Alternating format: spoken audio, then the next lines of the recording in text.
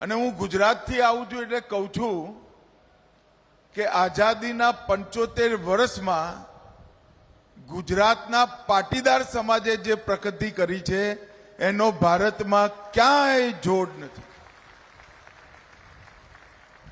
આ બાબુલાલને બધા ભેગા થઈ હોસ્ટેલ બનાવે, મંદિર બનાવે, મને કંઈ વાંધો નથી, પણ કેટલાક સ્ટડી કરવા વાળા જુવાનિયાઓને ભેગા કરી આ 75 વર્ષમાં પાટીદાર સમાજના પરિવર્તનનો ઇતિહાસ કોઈકે જરૂર લખવો જોઈએ.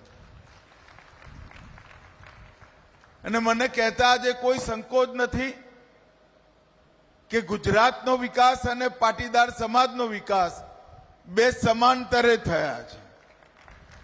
ગુજરાતના વિકાસમાં પાટીદાર સમાજના વિકાસનું બહુ મોટું યોગદાન રહ્યું ભાઈ. અને એક પ્રકારથી